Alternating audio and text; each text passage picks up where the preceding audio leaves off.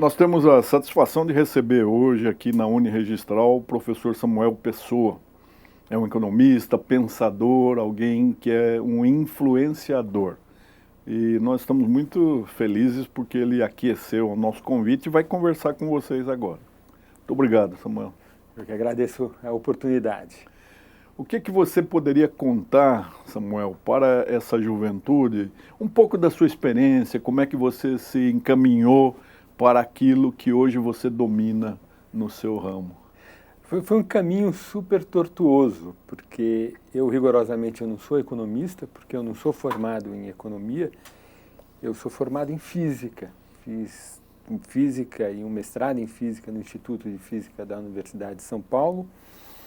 E no meio do mestrado em física, isso era no início dos anos 80, tinha aquela crise imensa da dívida externa, né? Uma crise que veio depois de muitos anos positivos, e a gente teve, acho que a sociedade brasileira, né, classe média alta, formadores de opinião naquela crise descobriram que o país era pobre.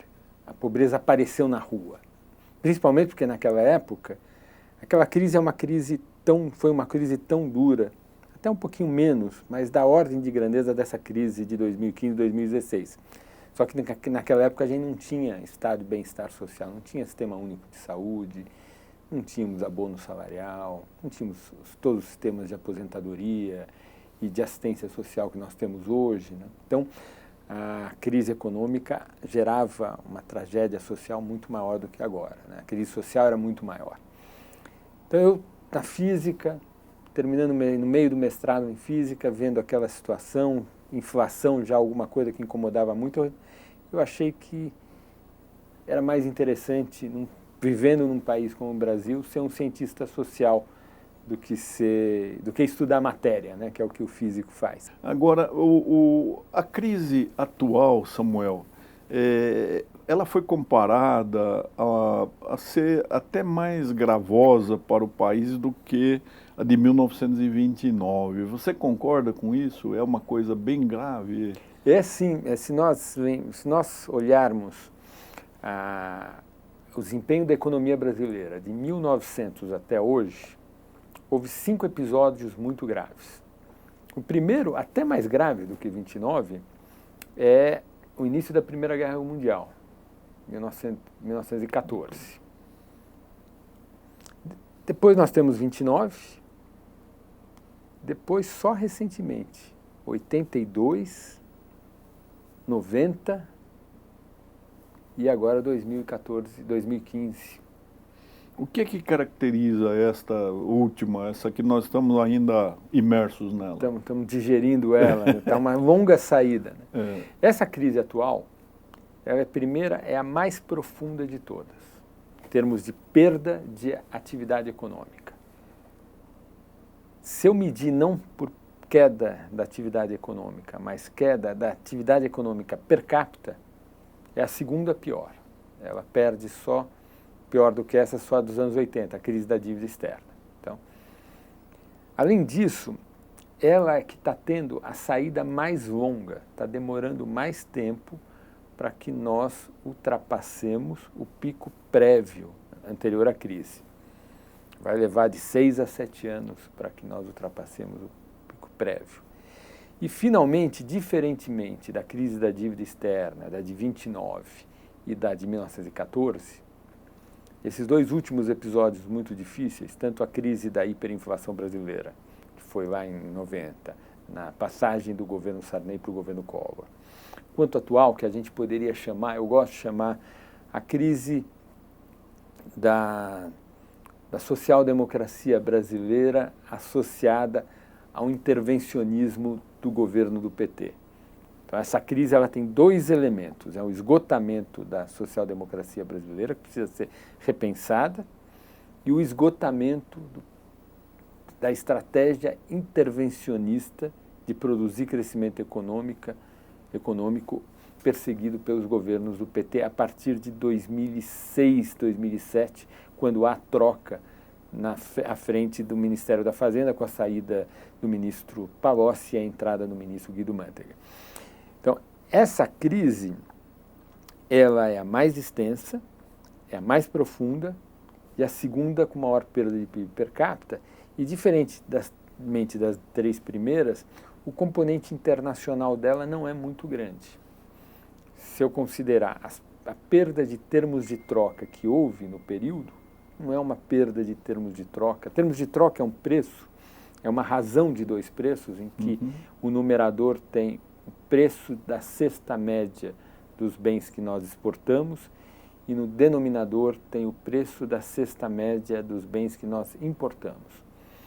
Aí nessa crise houve uma perda de termos de troca, mas não foi tão acentuada quanto a perda de termos de troca que houve na crise da dívida externa, na crise de 29 ou na crise do início da Primeira Guerra Mundial. Eu não vejo falarem, Samuel, eu acho que você como excelente observador, tem noção disso. O Estado é muito grande para aquilo que ele produz, não é? Então, a experiência com os municípios. O município foi erigido à condição de entidade da federação. Mas eu diria que 70% dos municípios não tem receita para ser município. Deveria voltar a ser distrito. Eu acho que sim. Quer dizer, mas quem é que ousa falar isso? Então, outro dia, um ano atrás, eu fui dar uma palestra numa convenção de prefeitos de Santa Catarina. Aí as pessoas vieram, essa coisa federativa. Eu disse, olha, eu quando era jovem, você é jovem ainda. Tinha lá as restrições, né? Morava com meus pais, e a gente quer ter independência, briga com o pai, briga com a mãe, discute. Aí meu pai chegou uma hora e disse, filho, você quer ser autônomo, ser independente? Você tem que ter o seu dinheiro. Não dá para você querer esse nível de independência que você pleiteia e você não ser gerador dos recursos que vão financiar a sua vida. Faz sentido, né? Todo. Parece. Então, quando a gente olha um órgão, um membro da federação, devia ter uma regra, um princípio básico, que é isso que meu pai me ensinou. Eu agradeço a ele ter me ensinado, está totalmente certo, vou ensinar para os meus filhos. Um estado ou um município, para ser estado ou município, ele tem que ter uma receita própria que financie os gastos diretos da máquina. Eu entendo perfeitamente que estados mais ricos transfiram dinheiro para os estados mais pobres, municípios mais ricos transfiram dinheiro para os municípios mais pobres, porque nós somos uma sociedade única, nós compartilhamos uma história comum, nós somos cidadãos da Federação Brasileira e faz todo sentido que a gente consiga ofertar serviços de saúde, de educação, com qualidade equivalente, independente do local de moradia da pessoa. Então, eu entendo perfeitamente transferências para isso. Agora, se o município não consegue gerar recurso para financiar a estrutura de gastos do legislativo, da prefeitura e dos empregos diretos, aí tem que ser distrito.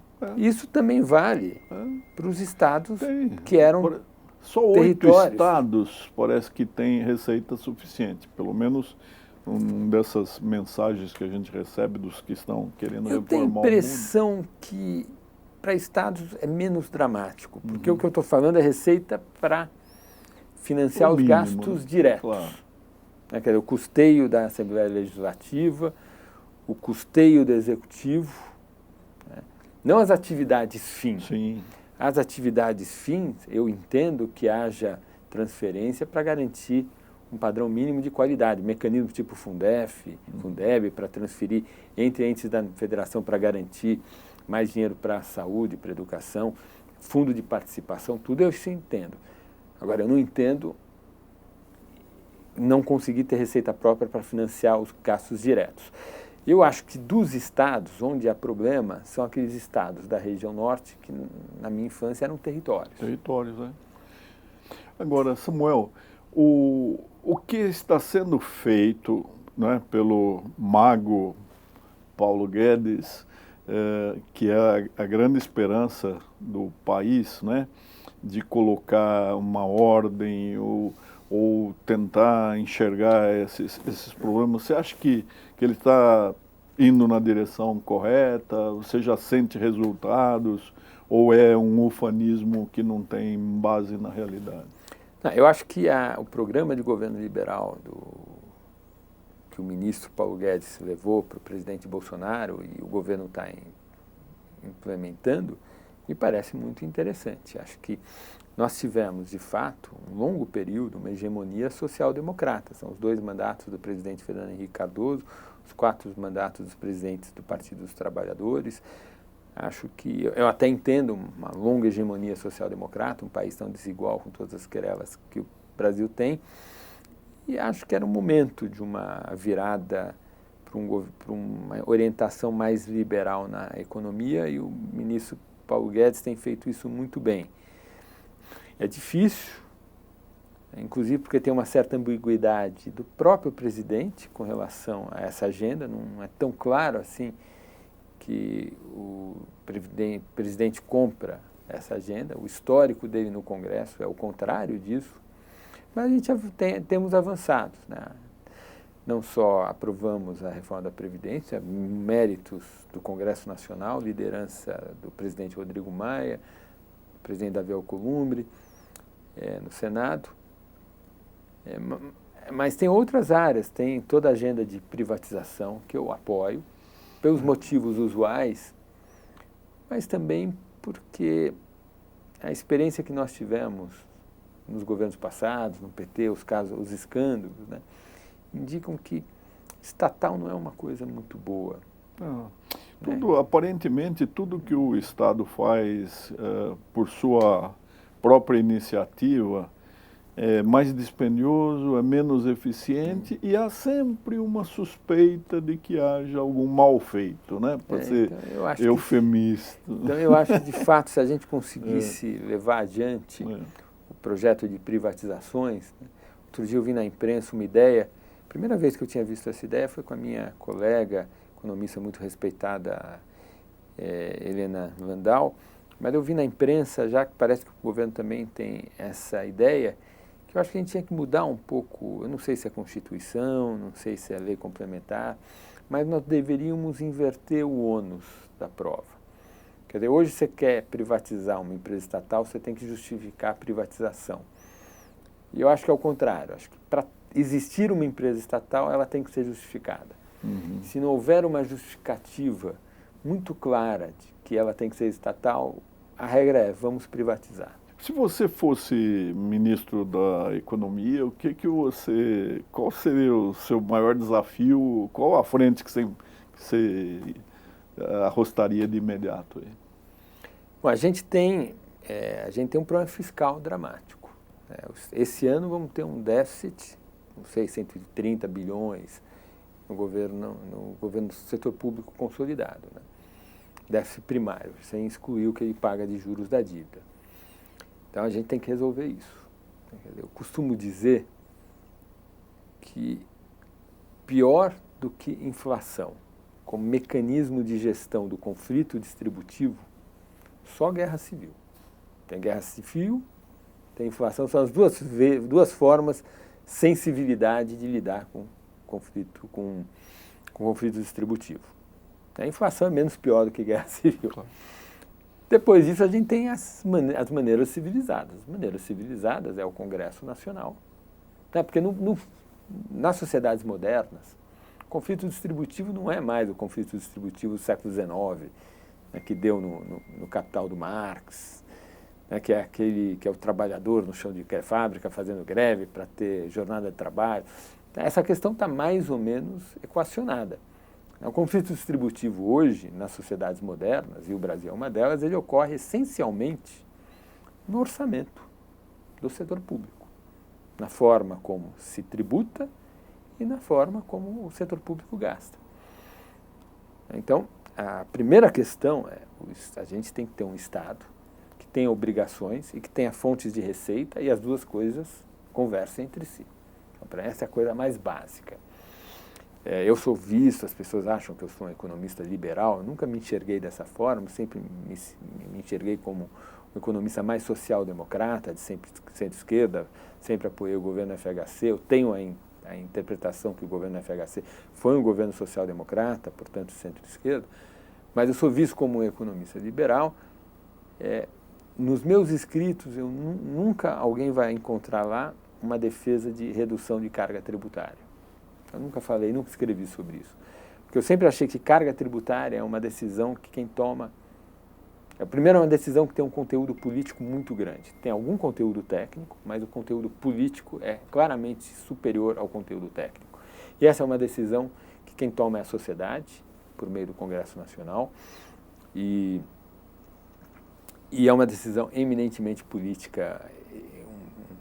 Um profissional de economia não tem muito a dizer sobre ela.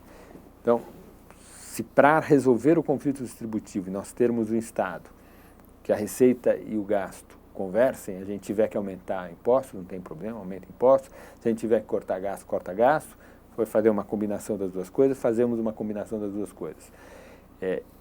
Esse ajuste, ele não é um ajuste que o ministro da Fazenda faz.